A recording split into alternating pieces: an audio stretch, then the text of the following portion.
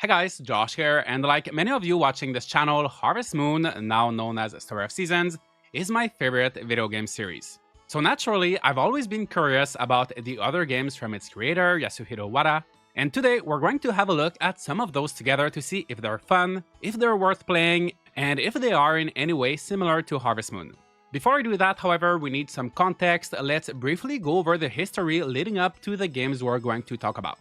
So at the beginning of his game development career, Yasuhiro Wada worked at a studio called Pack-In Video, where he had this brilliant idea to create a peaceful game about life in the countryside, and that's how Harvest Moon for the Super Nintendo was born, known as Bokujo Monogatari in Japan. This series grew into something people loved, and he kept working on it until Animal Parade for the Nintendo Wii.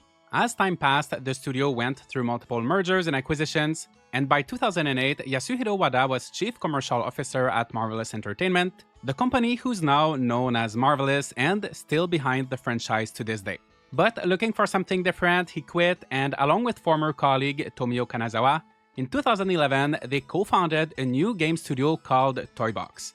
If the name Toybox sounds familiar, that's because that's how he named his development team while working on earlier titles, such as Harvest Moon 64. Even the colors of the logo are the same, which I think is a fun little throwback for longtime fans who remember. So today, we're going to be focusing on games developed by Toybox, specifically those where Yasuhiro Wada was directly involved. Now let's open this Toybox and see what fun things we can find. The first game is Hometown Story, a combination of life sim and shop management for the Nintendo 3DS. Interestingly, outside of Japan, the game was distributed by Natsumon and Rising Star Games, who positioned it as being part of the Harvest Moon family. Obviously, the creator was the same, it made sense in a way, but there was no official connection to the long-lasting series from Marvelous, which was about to change its English name to Story of Seasons. This is something that still causes confusion around these games, but Natsumon used to translate and publish the Marvelous games worldwide, and when that deal stopped, they got to keep the rights to the Harvest Moon name and logo, and so they were able to use it for Hometown Story and later to make their own games. I wonder if this marketing trick set expectations a bit too high, but Hometown Story was not well received, with IGN rating it a 5 out of 10, which means mediocre for them, and they described the game as a heartwarming tale of friendship and finance that is sadly lost in a sea of confusion and monotony. Let's find out if that judgment is accurate. I create my character. I can choose between male and female, lots of hairstyles, a few facial features, outfits. It reminds me of Fantasy Life, it's super cute, so far things are looking good. I receive a letter from my hometown telling me that Nana is gone. I don't seem to know who she is, but I rush back to my hometown and find a shop where I'm greeted by Pochika, this adorable creature who has been waiting for my arrival. We go through a brief tutorial where I place a table, put an egg on it, wait for a customer to pick it up, interact with the cash register to make them pay, and that's most of the game right there. We will come back to the shop, but there is also a town to explore. Honestly, I think this game looks pretty good, the environments have a lot of charm, and so do the characters. They have fun personalities, their own style, and my favorite one is Harvey, this kid who's always walking with stilts, which sounds extremely tiring.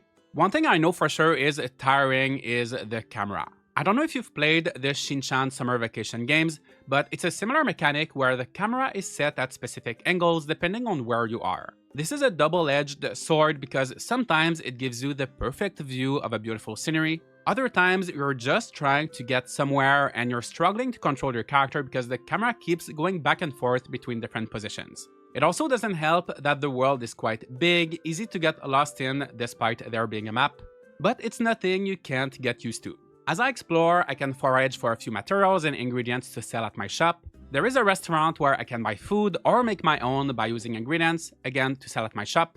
There's a fisherman who sells fish, carpenters who can expand my shop, and the rest of the town is mostly empty plots, which should hopefully get filled with more buildings and characters later on. So I find things to put for sale, customers walk in, each with their own preferences, but there's not much to do while running the shop. It can take customers a long time to decide whether or not they want to buy something, so I'm just standing there waiting for the most part.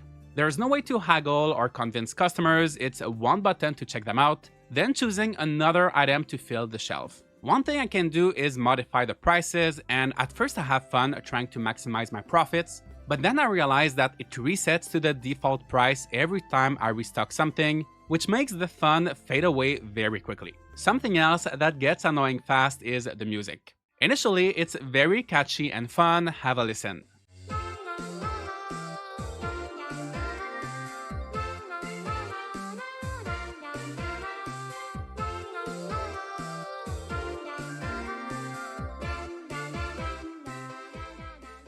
It's not bad, right? But imagine you're hearing this all day while you're inside the shop, it plays on loop over and over again, and then when you stop playing the game, you turn off your 3DS.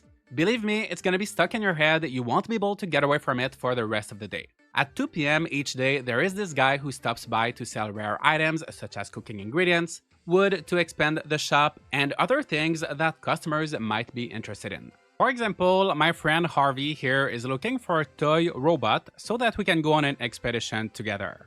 The connection between these two things is not explained, which is unfortunately something you just have to get used to with this game.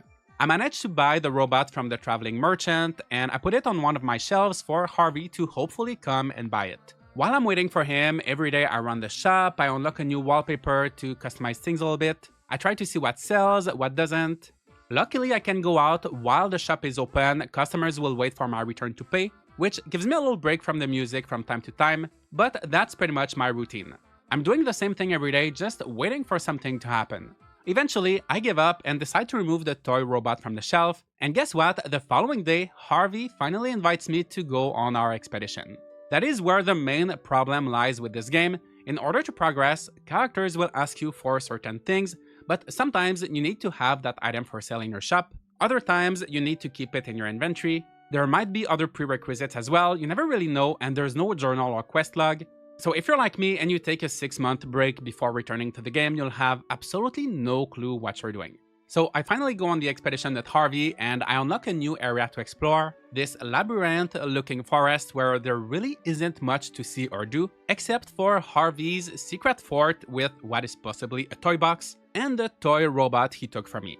Cute cutscene, props for walking in the forest with these stilts. I still don't know why he needed that robot, but for now, that is going to be the end of my little expedition with Hometown Story. While I wouldn't necessarily say the game is mediocre, IGN was not wrong when calling it heartwarming yet confusing and monotonous. It's a shame because it is such a charming game. You want to get to know these characters, it has some fun ideas, but in the end, I don't think the gameplay is interesting enough to keep most players engaged.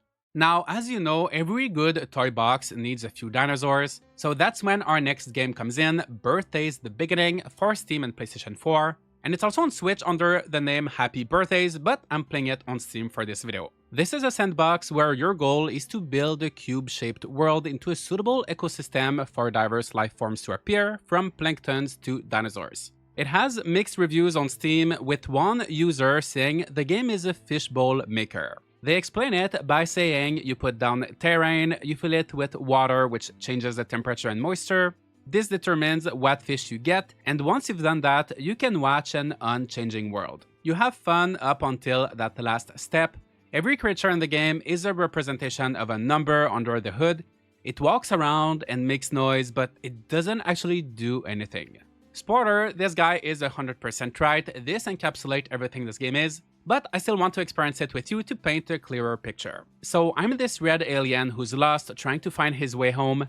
But before I can do that, I need to help this little blue thing called Navi with rebuilding the world, and I'm not too sure why. Just like its Ocarina of Time counterpart, Navi can be quite annoying, has a lot to say, and it makes for a lengthy and convoluted tutorial. Navi even acknowledges that during the tutorial, and a little tip if you're making a game, if you have to say halfway through your tutorial that your tutorial is getting long, guess what? Your tutorial is too long. The game is not even that complex, but it somehow finds ways to over-explain and make things more complicated than they should. There are also multiple instances where I'm not sure what to do during the tutorial, and part of it is because the controls are far from ideal. I can move my little alien with WASD. One of the first things they show me is how to change the terrain elevation, but the game does it automatically for me at first. It's making my character create this huge mountain, Navi is talking and talking, And when it's my turn to actually play around with the terrain by either clicking on the red square or pressing the comma and period keys on my keyboard, I'm only able to change one tiny square at a time. It feels so clunky, not at all what they showed me, and I completely mess everything up. There are ways to increase the radius and change the terrain in a smoother way later on, but it just never feels right compared to games with similar mechanics. Working on the terrain decreases my HP, but it's no big deal because Navi replenishes it for me this time, and as we'll see very shortly, it's a completely useless mechanic. But before we get there, I need to place a water source. I have 3 of them in my inventory, and if you look at the bottom of the screen, you can see some of the controls. To navigate in this inventory, I need to use T, G, F, and H. J is to use an item, and K to close the menu.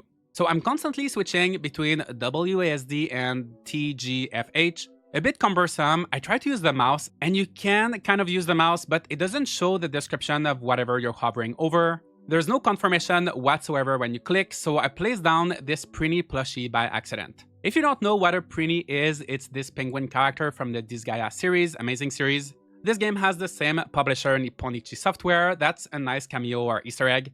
But it does not make up for how infuriating the controls are. It doesn't feel right with mouse and keyboard, and I can't imagine it being much better with a controller. I placed a few other mascots and plushies by accident. I look so stupid looking back at this footage. You just have to trust me, it is confusing. The water source is grayed out whenever I'm trying to place it down. Even Navi tells me I'm hopeless. Turns out I have to place the 3 sources in the right order at their exact locations on the minimap.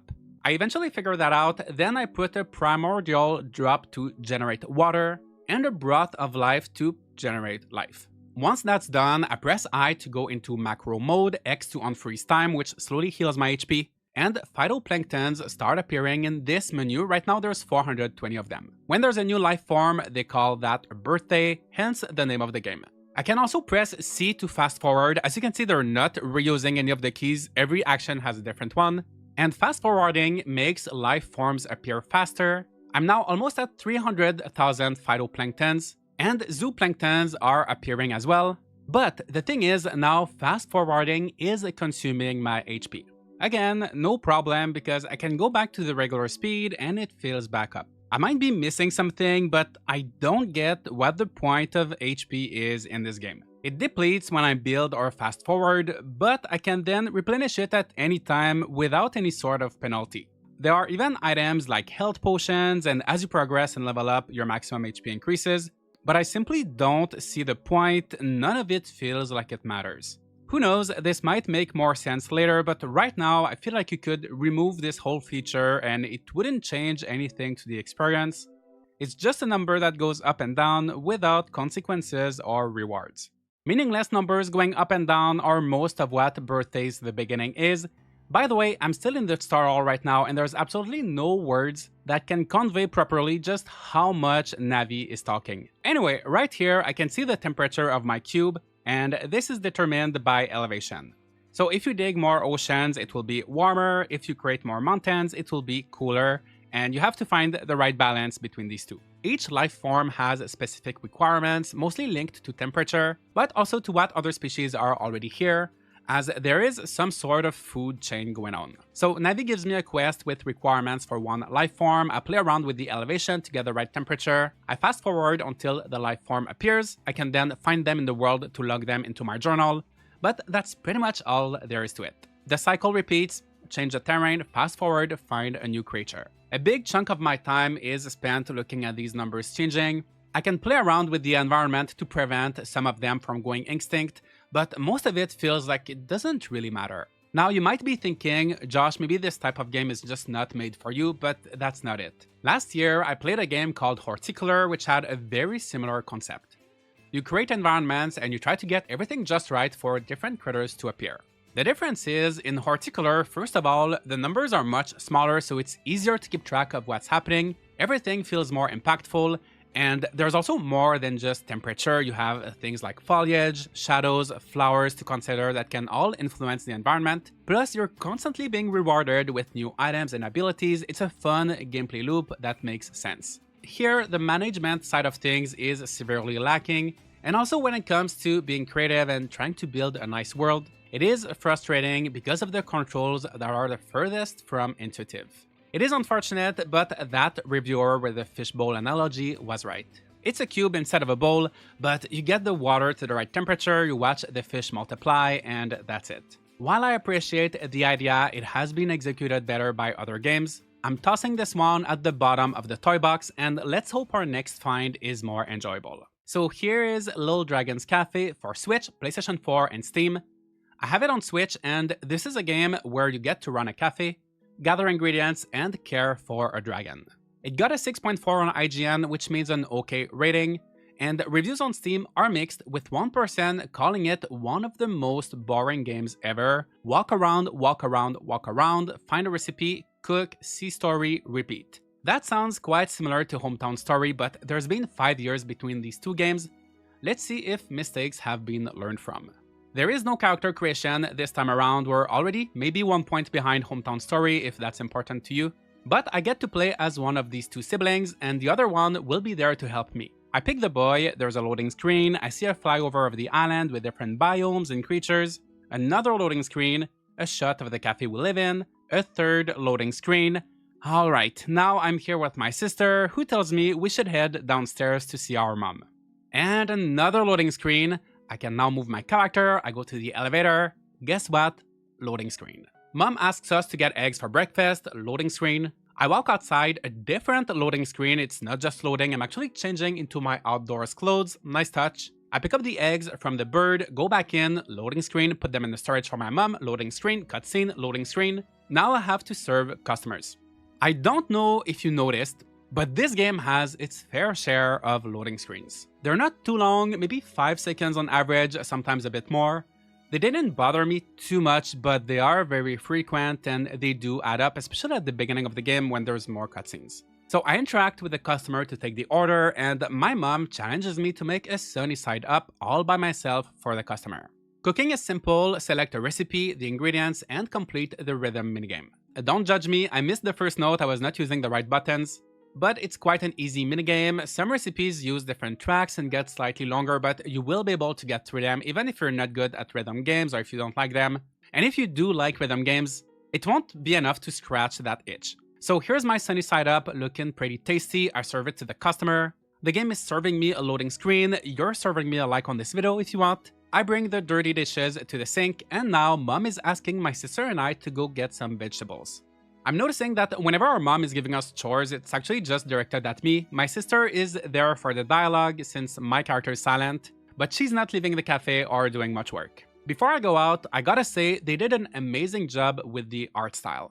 Everything looks like it was drawn with colored pencils, there's that pencil stroke effect going on. Lines are a bit wonky in a good intentional way. I feel like I'm inside a children's storybook.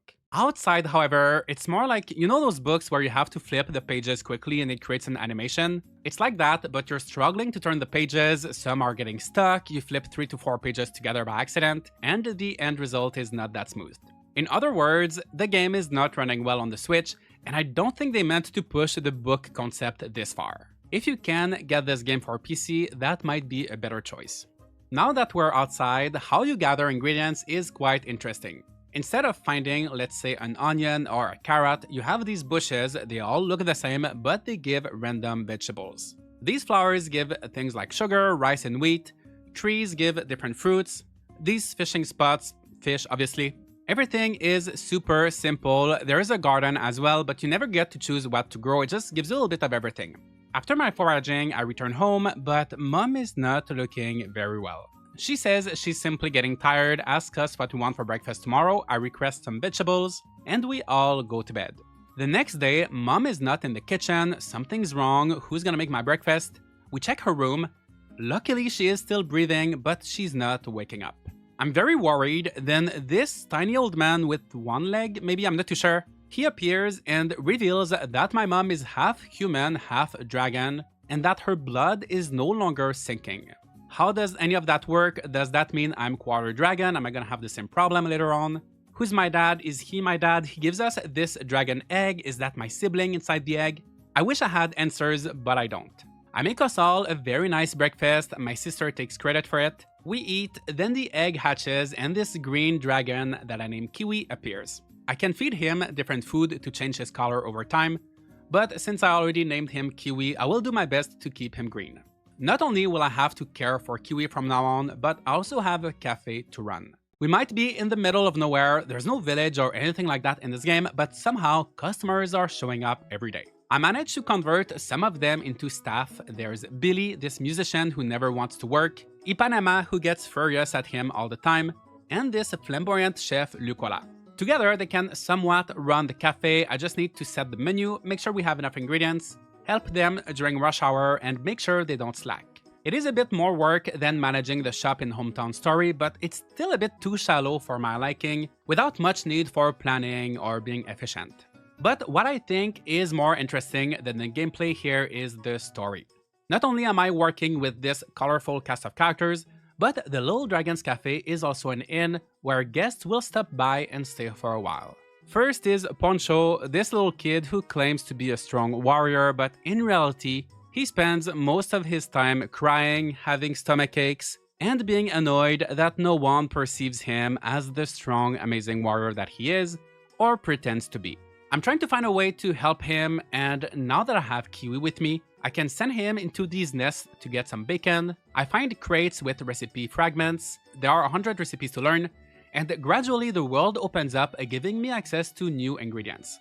Kiwi grows from a baby to a child dragon. Eventually he will be able to fly, but for now, he can cut these weeds where we find oranges somehow. He can push boulders for me to jump on, and besides the incredibly frustrating platforming, exploring is not too bad. With Kiwi, I can fight these creatures called Zukidons. I make a really nice meal for Poncho using their meat, and it makes him come to realize that it is okay to be weak. All of this time, his main problem was lying and not accepting who he truly was. That's a lovely life lesson. He walks away to make room for the next guest and says, Little Dragon's Cafe is the best, it was so cozy, thank you. I agree, Little Dragon's Cafe is cozy, and it is undeniably the best of these three games.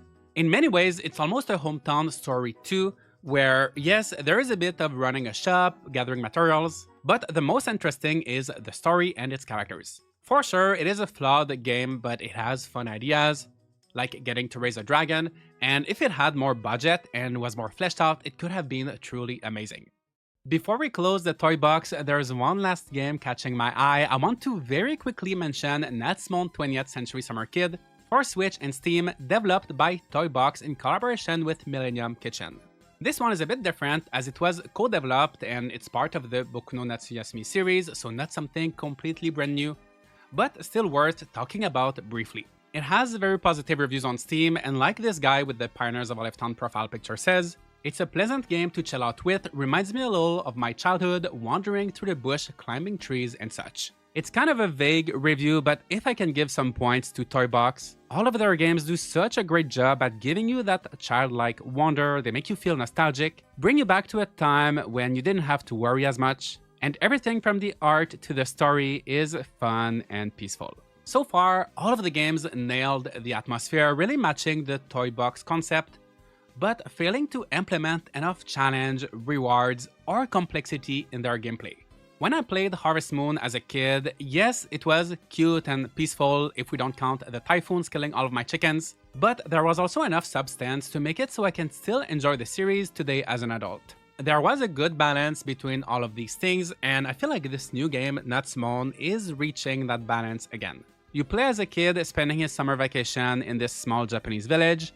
There's this circus troupe that your parents are a part of, but their whole troupe disappears. So now you have 30 days to solve the mystery, all while making friends, catching bugs, fishing, finding collectibles, helping people, doing quests, lots of activities. It has a fun story and characters, a large open world to explore, the gameplay is varied, and it makes all of the other games from the studio look like prototypes. The only major issue I have is that the game does struggle to maintain 30 FPS on Switch, it ruins the immersion a little bit, so once again, it might be wiser to pick it up on Steam. This game is a bit of an outlier since it was developed in collaboration with Millennium Kitchen, but I am looking forward to seeing what Yasuhiro Wada will be working on next. Obviously, he is a very creative man, all of his games manage to transport you into a toy box filled with fun and colorful toys, and you know, sometimes the most memorable toys are the ones that are a bit broken or flawed. So let me know what you think. Have you played any of these games? If so, did you enjoy them? Were you disappointed? If you have not played them, is there a game that you know is not great, but you still somehow enjoyed for one reason or another? Share all of your thoughts in the comments, leave a like and subscribe for more content like this, and I'll see you all in the next video.